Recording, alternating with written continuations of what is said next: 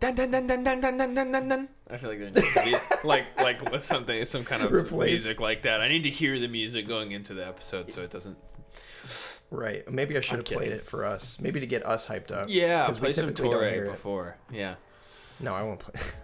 Isn't that our music? Isn't that our intro music?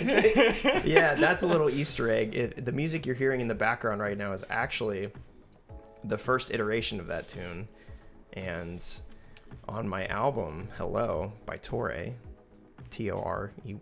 I forgot how to spell it for a second. TOREI. Slow Talk is actually a slowed down version of the CrownCast theme. I didn't realize that until like my 6th time listening through the album. I was like, wait. Well, no, actually it wasn't even that. I think I went back to listen to a CrownCast thing, and I was listening to the music in the background. I was like, wait, that's fast slow talk, right? He said, oh, this is regular talk. Yeah. Oh, okay. Normal talk, which is what a podcast is, right? Yes. CrownCast normal talk. Yeah. All right, so this is a very special one because I'm looking at you. I know. We typically sitting at a table in the same room right now. We typically do podcasts over the internet. The first one was on my phone in your kitchen. Yeah. Sorry, I'll mute that. Great. Start over. Phones, everybody. Yeah. All right, thanks for coming. Yeah. Episode 4. Carlton, you said you wanted shorter episodes.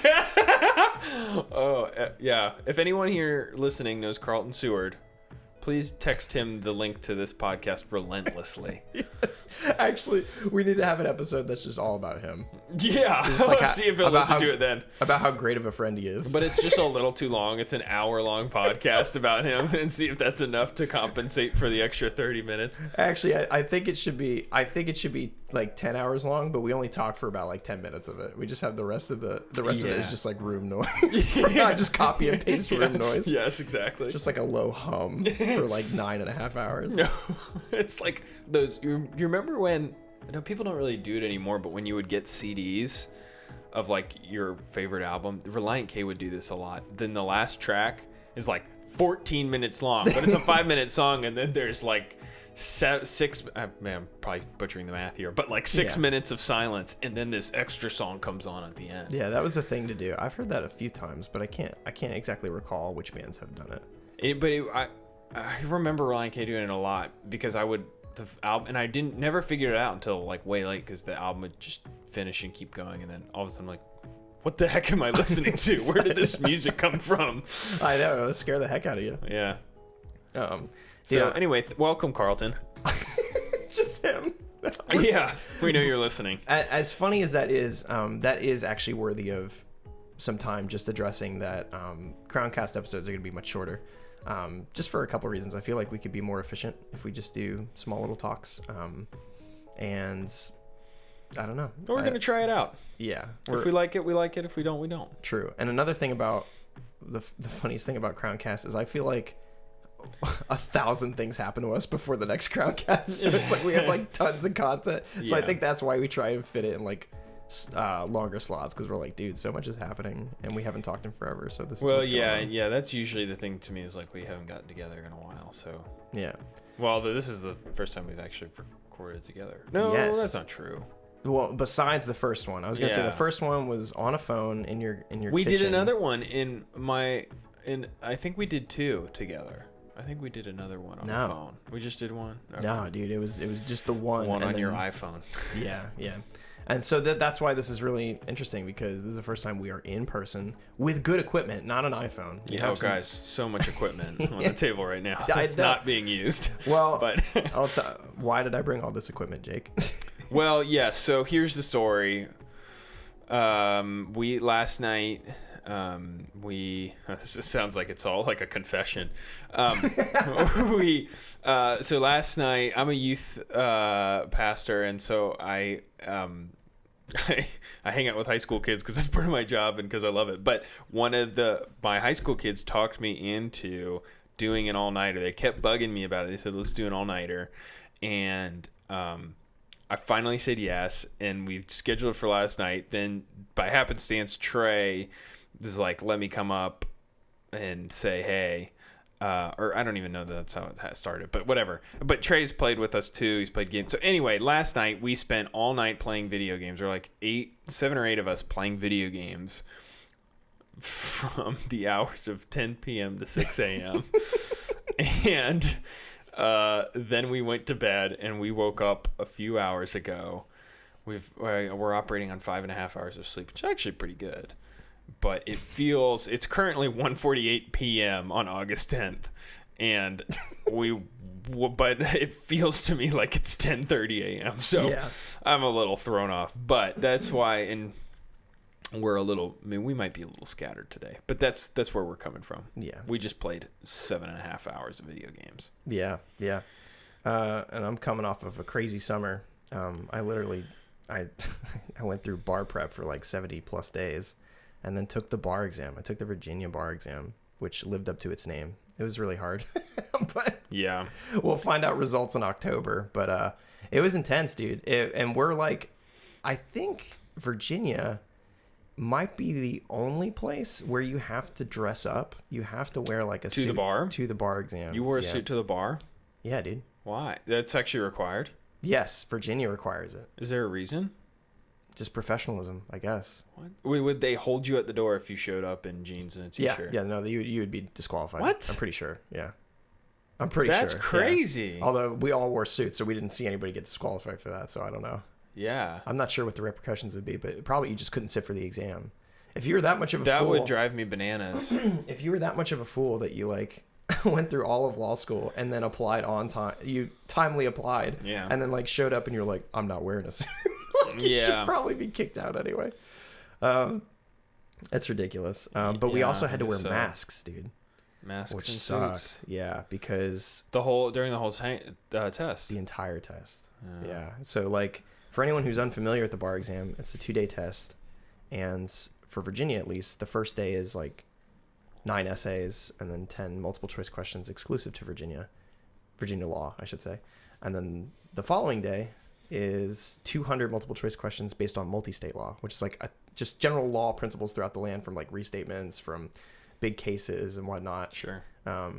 So so like they're split up into 2 segments of 3 hours. So day 1, 3 hours, break, 3 hours. Day 2, 3 hours, break, 3 hours. Jeez. So it's like, your mind is working for like 7 hours a day. You're just sitting there like wondering, like, is this the right answer? Yeah, seriously. You don't even have time to think on the multiple choice questions. You just got to go because you have like a minute and a half for each question. Yeah. So it was a substance. I don't even know how to talk right now. It broke me. The exam broke me. But essentially it was substantively hard, but it was also like endurance wise very hard because you like had to focus for so long. And I think that's why bar prep is so gruesome too, is because you're just like, you're studying for like 6 to 10 hours a day, depending on your perseverance and your suggested study plan from whatever plan you're with. So no, yeah, I mean, it's like a marathon for your brain. It is. That's crazy though. A mask for 7 hours would be, I mean, people do it all the time at their jobs, and I get it. It's not, but for a test, that would be a little frustrating when you're trying to think. It's weird they couldn't just space you out, I guess. I don't know. They did. Oh, they did both. Yeah, yikes. They did. They did everything they could. In fact, it was hot. Dude, it was really hot too outside. They did it outside? No.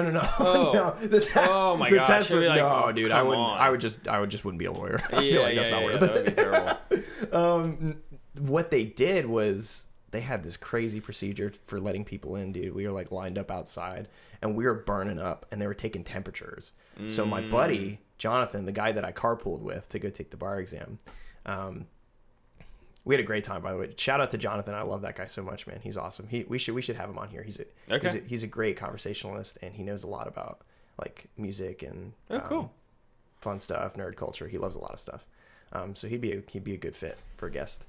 It might make our shows a little bit long though, Carlton, in case I know we need to make their time worth it. We'll make sure we'll let you know which one that is so you can skip it. I know. We're taking applications, by the way, for guests. If you want to be on the only podcast with 10 listeners in the nation. Yeah.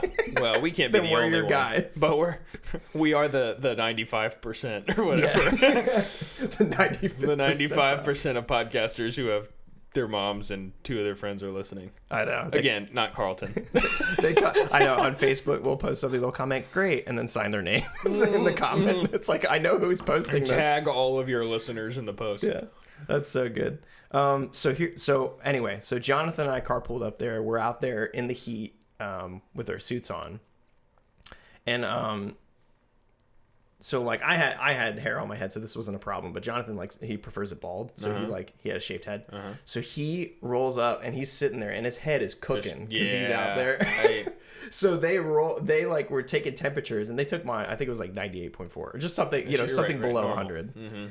And they take Jonathan's, and they're like, oh dear God. No, really? It was like 108 or just something. Gosh. Yeah, it was just like crazy. You're dead. And here's the thing, right? Yes, and here's the thing: if you were over 100, they would turn you away. You couldn't go take the. They would just automatically. You wouldn't be disqualified. You would just be moved to February. Oh my gosh. Yeah. So. Did you go sit in the car or something? You just gotta go home. What are you gonna do? Well, you go like back to the hotel. Well, no. Like, is that what he did? Did he like sit in the car with his head on an AC vent? No, he said. You get that Discord ping. Yeah, really. What's up, Jacob? Everyone who we were just playing games with was waking up and messaging in Discord. Oh my gosh. Anyway, that threw me off completely. That was like a. It's like bing.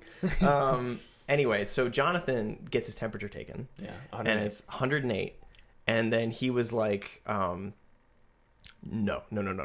Take that again. Because he knew he didn't have COVID. Yeah. He knew he was fine. He was totally. I mean, we were stressed. Yeah. But we did not have any sort of like, we didn't have any sickness. We didn't have any symptoms. And then they were pretty much like, no, sir, you have to stand to the side. We might actually have to ask you to like move to February. He was like, no, you're gonna take my temperature. Oh my gosh. So, yeah. Well, you're gonna take my temperature correctly. So he stood in the shade for a little bit, and then they took his temperature again. And it was below 100 after he cooled off a bit. So it was just so stupid because like they did that so they were taking temperatures outside, right? Yeah. And again, not criticizing the people who are in charge here. Everyone's because doing the best. No one has any idea what's going on or how to do these doing things. the best you can. And in fact, they corrected it the next day. They literally they made an announcement. They were like, we realized it was kind of foolish to have you guys take your temperature outside. So they took it inside instead, and like pretty much like no problems. Yeah. That's smart. So, remedial measures. Save the day. And if you need any law help, Trae might be your guy in October. Is that when in you're October. Back? Okay. Yeah, everyone finds out the results on October 16th. They post your name, dude, to the Oh, really? To the website. Yeah. So everyone knows if you passed or failed. At first, I thought it was a number. I thought they would just post your exam number or some type of number that would identify you, so you could go and be like, "Oh, I passed or I didn't pass." It's your name. Oh my gosh! So literally, I feel like all my friends, when that list drops, we're just gonna like Control F and just like type each other's names and be like, "Did we make it?" Pass. Yeah, did we do it?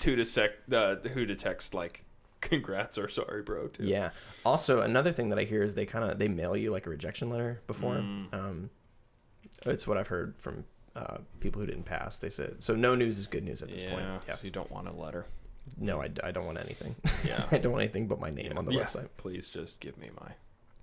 But yes, I went through the bar exam, and that was a time. It was really difficult to stop talking about it. You know how when you take a test and afterwards, like, people are like, "Oh, what'd you get for that?" It was so hard to not do that because, and I think we did it for two reasons. One, we wanted to be comfortable with our answers, but two, I really think everyone was just so knowledgeable. Like, I hung out with a lot of smart people that we really just wanted to pick each other's brains. Like, how would you legally address this? You know what I mean? Yeah. So it was really cool to hear what people thought and what people missed and what people caught that I didn't catch. So yeah, well, what a great way to bind people together over some crazy test. But I mean, it's also, I mean, it just makes sense whenever there's like the thing in your life that just seems so all-consuming. It's just impossible to not talk about it or not kind of like, while other people are telling you their thing, be thinking, well, this is my thing. Let me tell you about mine. Like, I bought it when we bought our house a couple months ago. It was all I could. I kind of craved telling people about it weirdly, and like hearing them almost say just something to acknowledge that it was happening to me. Yeah. Which is weird. There's maybe some kind of self-obsessed thing in there, but I think it just makes sense. Like, if you're going through something crazy, you want to know that other people are like, oh man, like that's hard. Like, yeah, I'll be thinking of you. I'll check in. I don't know. Also, and you're in your mid-20s right now, so the fact that and it probably feels weird. Hey, especially, you're in your mid-20s right now. I should have said we, but I meant just like the idea of, getting. It just means that you were determined and successful, and then like it probably feels like you just got out of college still in some cases. So the fact that you're buying a house, you're just like, whoa, like I'm here. Yeah. Yeah, that's insane. It is crazy. Yes, I'm guessing by the time we get to 40, we'll have been through enough life transitions that some of it will kind of just be like, yeah, this is just how life is. Like, yes, yeah, definitely. But in the midst, so you finish the bar, Mm-hmm. and then a week later comes a 3-track EP. Yeah. Under the Blame This Season. I don't know what would the you title. Call that? Title. Yeah. Yeah. Essentially, yeah. That's a huge deal. Silhouette's the name of the EP, right? Or is that just the first track? It's both. It's both. Okay, that's what Yeah. I thought. For anyone who doesn't know, I'm the vocalist of a metal band called Blame the Season. I actually released a Q&A video on the Blame the Season YouTube page that kind of recaps and forecasts the band's history just a little bit. So I'll just do like a quick cliff notes of that. Is that when I was much younger and in high school, I was in a metal band called Blame the Season, and we released our first album in 2013 called Interconnect. And then people started separating for the bands, and it got hard to play shows live. I pretty much life transitions. Yeah, normal life stuff. Yeah. Literally not holding anything against anybody. Except, no, I'm just kidding. Except somebody. Actually, that somebody would be me, because I kept going to college. I kept going to JMU, Yeah. So were they all still? I guess they were mostly in Virginia Beach, right? Yes. People were joining the military, but that happened a couple years after or something. Yeah. Well, I don't know. Things were just happening around that age. When you leave high school, a lot just changes. Yeah. So you're just yeah. Oh my gosh. Pretty much took an official hiatus, and then 7 years later, Mike, who's the guitarist, and I got together, and we were basically like, let's do some stuff. And well, he already had some stuff cooking. That's the Easter egg in the story, is that he was making stuff, and it wasn't even supposed to be Blame the Season at first. It was just stuff that we were like messing around with, and I was doing vocals to it, and then we started talking more, and we were like, dude, this is like vaguely Blame the Season. Like this could pass as Blame the Season. It's enough of a evolution that it wouldn't be people might have been surprised by the sounds, but they wouldn't be like, you're not the same, you know what I mean? Yeah. But it certainly is different. But yeah, that's the exciting part. On different. August 7th, we dropped a 3-track album for the first time in 7 years. It's called Silhouette. You should check it out. It's on Spotify and everywhere. Yeah, it's everywhere, basically. So what was the difference in like the thought process musically on this versus the last thing? And then I have another question. Yeah. You mean just talk about anything, or what? Yeah, I mean, what? So you just even said like, yeah, it started out vaguely Blame the Season, but it is different. It's definitely Blame the Season, but it's different. So like, what was maybe the biggest difference for you? The difference was adopting the tracks versus creating them with Blame the Season in mind. It was kind of like when we were in a band in high school, it was like, let's write for Blame the Season. And so we would think like, what would we want our friends to hear at a show? So we'd play really heavy stuff. Like Interconnect, Blame the Season's first album, was really heavy. It was insanely heavy. So I imagine people were surprised when they went over to Silhouette and heard more, not mellowed out tracks, but more melodic stuff, more songwriting type of tracks. But I'll be honest, I kind of preferred it for that reason, because I'm not as big a metalhead as you. Yeah, and that's fair. And I totally understand that. I talk to people all the time who are like, I can't take the Cookie Monster screaming Stop stuff. yelling. Yeah, that's fine. Yeah, and that's totally fine. Like I know that it's not a niche taste because a lot of people are into it, but it's like acquired though a little bit. I'd exactly. say. Yeah, for sure. But like I was saying, we wrote specifically for Blame the Season, whereas this time around, it was like we had tracks that existed, and then we were like, how do we mold this to Blame the Season? Yeah. Like how do we the tracks were pretty much, the instrumentals were pretty much kind of like done. Yeah. With a few minor changes and some discourse between Michael and I. We basically were just like, well, here's how we should approach this. And then I feel like it finally became Blame the Season when I did vocals on it, because it was like so clearly metal at that point. And because we could have done the whole album without maybe doing any harsh vocals, but that didn't sit right with me. Because the first track that I recorded was Human, which has the most singing on it and like one screaming section, whereas Silhouette is like a even balanced, and Dark Skies is evenly balanced. Yeah. Yeah. And I kept thinking in my head, I was like, do I even want to scream at all? And the more I thought about it, I was like, I've got to scream. Because, it's part of the DNA, I think. It is part of the DNA. It's also part of my DNA in a sense, because I think that people, there was a series of DVDs that I watched when I was younger, when I was learning kind of how to produce harsh vocals, called The Zen of Screaming by Melissa Cross. I think that's her name. I can't remember. I haven't said that. I haven't referenced that DVD in forever. It kind of helped me. I feel like I only really started to grasp screaming in the last like 5 to 6 years, like as Blame the Season was ending, and as I was practicing on my own, not worrying about shows and stuff. But those DVDs did help. And one of the things that she talks about in that DVD is something like, well, why, she was asking like one of the guys during a practice session, she's like, why are you screaming?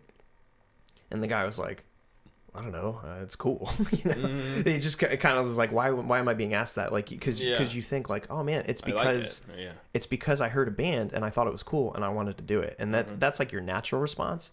But she was like, no, you want to scream because you have to. She was like, because your lyrics call for it. That's why you're screaming. And I was like, huh, that makes a lot of sense. And like, it's kind of, it's kind of ethereal and very like, it's all about your mindset and stuff. Sure. But I think it helped me. And I think that really came across on the record, is I was screaming because I wanted to. And I felt like what I was saying warranted a harsh vocal. Well, that was my next question, was like, lyrically, how did this feel different than past stuff? And just, how was it? That's a great question. How did it, what was your headspace for the lyrics? That's a great question. And because I say that's a great question because I think about that a lot, because I look back on, I'm not going to purport myself as some very intelligent, experienced poet or Shakespearean type of guy who like writes really intelligent stuff. Sure. But I think I am the next Shakespeare. No, not quite. But I think I did impress myself, but I also kind of disappointed myself when I went back and looked at, well, not even disappointment. I think that if you were to side by side read lyrics for Interconnect, the first album, and Silhouette, the second album, I think you would be not, well, it's hard to say. I literally don't have words for it because I've only been thinking about it. I never had the chance to like write out what I actually think about it. So I'm kind of just fumbling right now on how I think about it. But essentially, I think that the lyrics of Interconnect were very dense. I think that's the best way I could put it. They were dense. Like you were trying to squeeze in a lot of ideas into one song almost. Yeah, a lot of like ideas. Busy maybe. Yeah, I was trying to be I was trying to display a type of intelligent musical integrity in my lyrics, like I knew all about the world, and trying to purport this kind of moral righteousness. But I really do think a lot of people kind of agreed with the lyrics and kind of subscribed to it, because I had a lot of compliments on it back in the day. Sure. But that's a very high school mindset too, right? Especially like later in high school, everyone is like, okay, now that I'm a junior and a senior, I've kind of figured things out, Yeah. Everyone's or kind you're of trying to. Or you're trying to, or you want to appear that you have, or whatever it is. So definitely. That's like makes so much sense for that time of life. Yeah, no doubt. And if you go back and read the lyrics of Interconnect, I think you'd be like, wow, this is like too poetic for a scream almost. It's like, I feel like some people, I've had, both compliments and both people going up saying, hey, I read your lyrics and they're great. Like, but I just can't understand, I'm not a screamy person or what have you, or why they would say it. They're like, I like your band, but harsh vocals aren't my thing, and I just wish that I had heard you more, you know. And I thought that was really interesting. But I had a lot of people come up to me too and say, like, your enunciation is awesome. Like, I know exactly what you're saying. And it meant a lot to me. And that's great. I love to hear things like that. And enunciation is like a huge part of my recording process. Like, if I go back and if I have no idea what I'm saying, I'm like, delete it. I can't do that. I have to make sure that when I'm done with the track, I'm like, okay, that's very clearly a sentence, or that, like, I know what I'm saying there. Right. And someone else could. Which is why I ask people all the time, like, can you show people demos and be like, what am I saying here? And they'll say it back verbatim. And I'm like, okay, perfect. Yeah. Well, that just to, I want to keep going with that, but I've also been thinking about, since I work at a church and I teach a lot, and I recently gave my first sermon on a Sunday worship service. I've just had an appreciation more and more recently over the last year for, wow, there's some thunder in the background. Whoa, right now I might that is, jack like, up the going volume right crazy. there. That is amazing. What? There's a huge thunderclap outside if you can hear it. But I appreciate so much conciseness, and the best, like, communicators, whether that's like teaching or singing, are concise and can really not dumb down, but boil everything down into a statement. And that's why they say, like, for sermons, and this is why there's so many bad sermons, because you're kind of like, what has just happened? Like, the 3 a.m. test is what they call it, where if someone woke you up at 3 a.m. and said, what's your sermon about, you'd be like, da da da da da da, you know, it's about the fulfillment and whatever. But, like, having a very, like, something that if someone woke you up at 3 a.m. and you barely were conscious, but you could say that's not like, oh, here my 3 points are bum bum bum.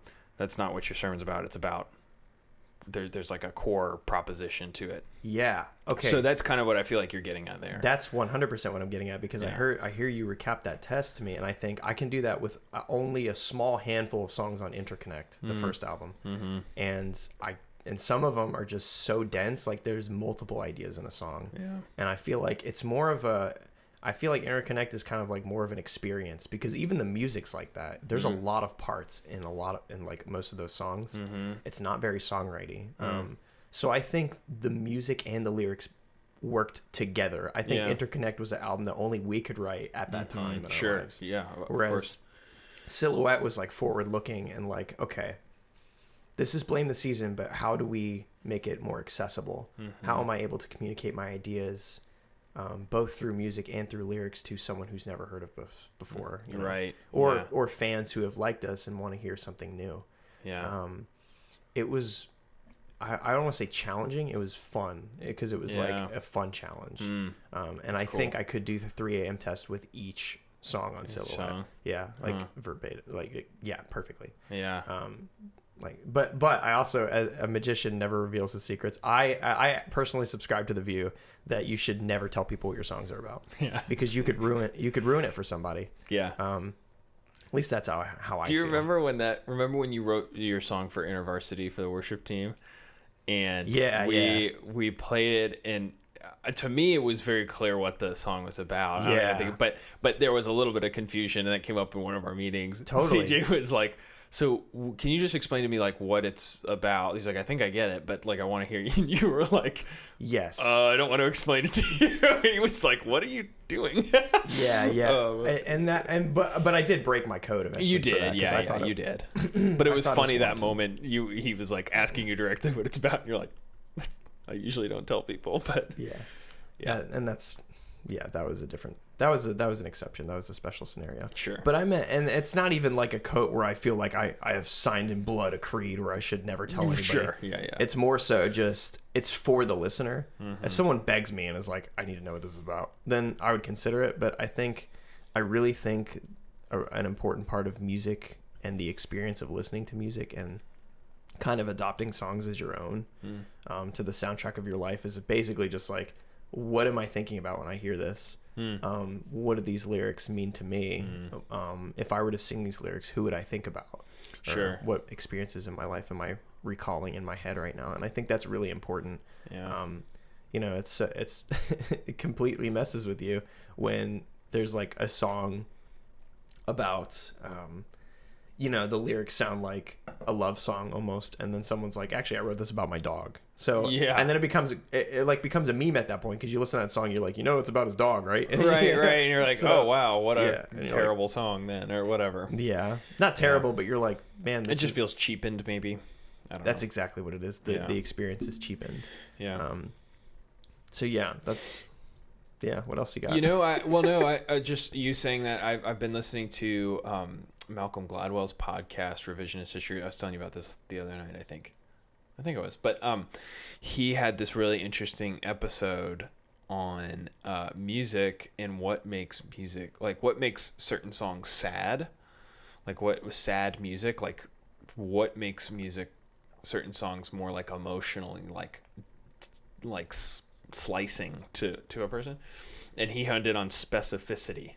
He said he focused on country particularly, that country songs are so sad and kind of heartbreaky because they're very specific. Like they're like giving kind of like, I would go from this town to see you, and they're just very specific about like the things that they're describing that they're feeling or that are happening to them, rather than he was pointing out like a Rolling Stones song and rock and roll. It's very vague, and it's kind of like, I think Wild Horses is that a Rolling Stone song?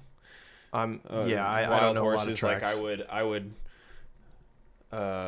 gosh, what are those lyrics? Anyway, just that's very broad, and it is touching, right? Like you can find yourself in really broad stuff, but it's almost a little less relatable in a way, and it's less sad because it's not accessing something as deep. Yeah. But, I kind of forget how that connected to what you were saying right there, but talk about lyrics and yeah, what your song means to somebody. Yes. Because what's interesting is that you still feel something, even though the specificity, like let's say there's a song and they're like, when I was a kid at my, yellow shaded house or something like that. You're like, I didn't grow up in a yellow shaded house, but I have memories of being a child looking at my house. Right? Just something like that. And it makes you think maybe about what's the color of my house, and like, did I ever think about that? And like, then you get the kind of a more specific nostalgia, just than like back in my neighborhood at home, and you kind of skip over it. Exactly. Like, his house was yellow, mine was blue, and whatever. Yeah, exactly. It's like the human condition is spoken through specificity in a way. Yeah. And that was something we touched upon in songwriting class at JMU. Was I remember you talking to me. I thought of you when I listened to this podcast, because I remember us talking about that. I think two prime components of songwriting should be clarity in both, pretty much in everything. I know that's kind of vague to say, but I mean, your song structure should be clear. Your lyrics should be clear. Your recording should be clear. I mean, just clarity just like saves all, I feel like. And then specificity is,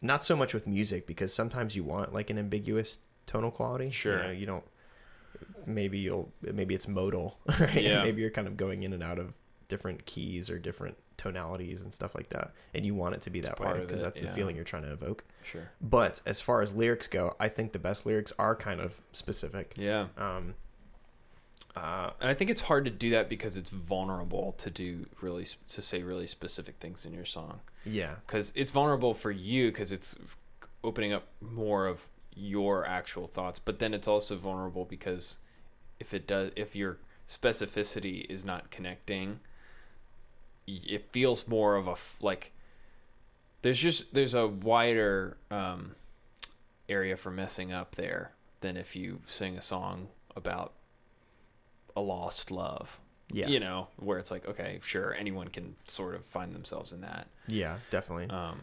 So it's kind of vulnerable to do it. Yeah, and you can be too specific too. Yeah, I feel like you're like, I put my right hand on the wooden table at Jake's house. It's like, what? I don't have any friends named Jake. Yeah, it's kind of weird. It's like that Nickelback song where he's like, what the hell is on Joey's head or something like that. Like, what? I don't have a friend named Joey. Wait, let's find this. It's Photograph. Oh, Nickelback. You know what I'm talking about? Yeah, well, I know the meme. Look at this graph. That whole thing. Look at this photograph. Every time I do it makes me laugh. How did our eyes get so red? And what the hell is on Joey's head? I get the feeling though. Yeah, it's a little too I specific. actually think that maybe sort of works because that's like a thing people say. You know, like, what's on your head? That could be like their hair was insane. Or whatever. I mean, it actually makes less sense the more I think about it. What the heck could be on that guy's head that no one knew? What, a hat? Yeah, that's true. I mean, it's like, yeah, maybe it is a little too. Yeah, what did they put on his head?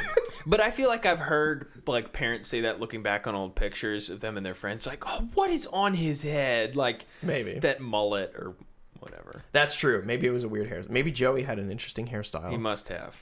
Joseph. And every time the Nickelback man looks at it, it makes him laugh. Yeah. Yeah. It was that funny. This is a pretty specific song, though. This is where I grew up. I think the present owner fixed it up. I never knew we ever went without the second. We went without the second floor is hard for sneaking out. I started this podcast today. The absolute last thing I was like, we'll never talk about this. Was we'll Nickelback lyrics. Nickelback finds a way. Finds a way. And this is where I went to school most of the time. I had better things to do. Criminal record says I broke in twice. I must have just done it half a dozen times. Done it halfway. I did it. Yeah, yeah. Those were not all in the lyrics. It was me. I wonder if it's too late. Should I go back and try to graduate? Lots better now than it was back then. See, that's what I don't know. Reading those, that's kind of this could be a country song. The problem is Nickelback's music to back it up is just so kind of bland. Yes. Yeah, I could imagine that being like an indie songwriter girl. You know right, what I mean? Right. And it would sound totally different. Mm-hmm. So that's why it's so important to blend music and lyrics together. And yeah, I don't know, but I do have to. I mean, Photograph was a popular song. Yeah, you know, for reasons. Yeah, right. Yeah, I think lyrics were one of the reasons. Yeah. So that just harkens back to everything that we were talking about as far as clarity and specificity with songwriting and lyrics. And with lyrics, yeah. That's crazy, man. It's a good EP, though. Y'all should check it out. Thank you. That actually means the world to me. And it means so much that someone would even like click on the link, or just to like listen to it, even if they weren't metal fans, or even if they didn't like it. Like just listen. The fact that you gave me and Mike your time is just so valuable to me. So I just really appreciate that you took the time, and anyone else who listens to it. It's just, gosh, if I refuse to listen to it though. To hurt me, to spite me. Like, yeah, not interested. You just admit that. Yeah. Yeah, it really does mean something to us, and we're very grateful for that. So, yeah. Well, I think that is probably a good place to end that conversation. Maybe. Totally. Seriously, go check out the album. It's really good, and yeah. So, I guess. You can follow us. If everyone who's listening to this probably already follows us, but if you have found this by some kind of dumb luck and you want to follow us, I'm on Instagram and Facebook, Jake Reefer. On Instagram, I think it's Jacob Reefer. I'm not sure. You can find me. It's a picture of me and my wife there. So cool. Yeah, and then Trae's got like 50 places you can find him. I do. So you can find me on Instagram. If you just type in my name, TRAE, but put X's between the letters, so TXRXAXE. You can also find Blame the Season's Instagram if you just type in Blame the Season VB for Virginia Beach. And Crowns Guard Studios, type that out. That's an Instagram too. Mm-hmm. And all these things are YouTube pages too. So go check out the music. Go check out TOREI. Go check out Blame the Season. Go check out Jake's profile picture. Check out all that nonsense. Carlton. Yeah, seriously. Carlton, you probably don't follow us anyway. No. I'm just kidding. He don't care. Yeah, well, and I hope, Carlton, I know this is about 15 minutes over what we promised you in terms of an episode length, but I hope you stuck it out, brother. Yeah, and check out our next episode. There'll be a couple coming out. So, alrighty, bye. See you guys. Dun, dun, dun, dun, dun, dun, dun, dun, dun.